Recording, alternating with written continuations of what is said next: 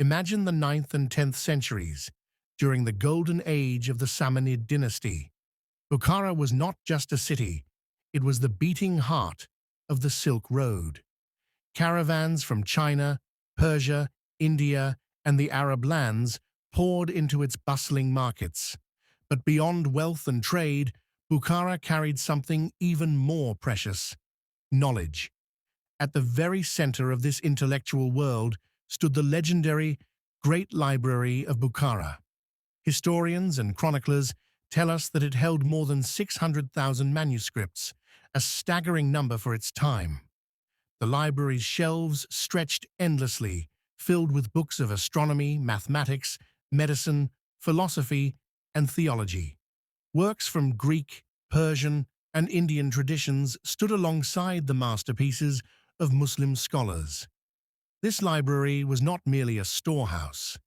It was alive, a place where scholars debated under candlelight, where translators compared texts in multiple languages, and where knowledge leapt from one culture to another.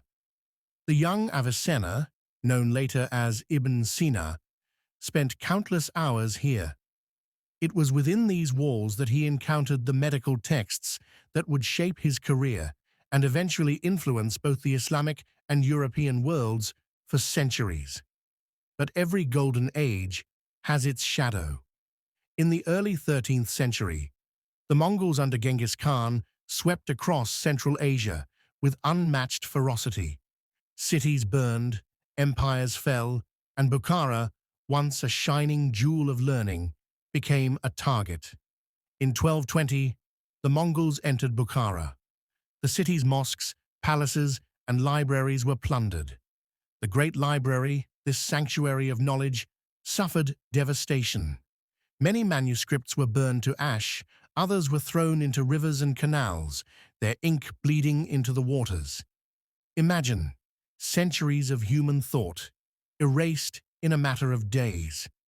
Some chroniclers claim that stacks of books were so vast, when they were thrown into the Oxus River, the waters ran black with ink for days. Whether this is legend or truth, the symbolism is haunting.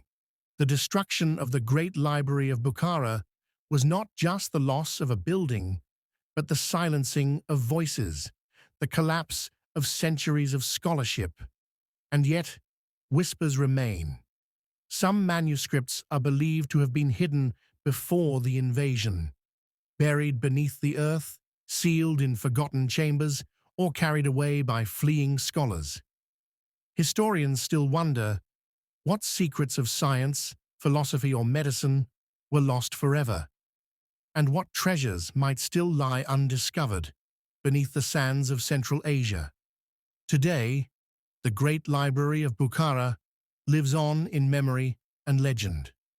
It stands as both a beacon and a warning that knowledge, no matter how vast, is fragile, and that the rise and fall of civilizations can depend on whether that knowledge is preserved or destroyed. So, the question remains, if those 600,000 books had survived, how different would our world be today?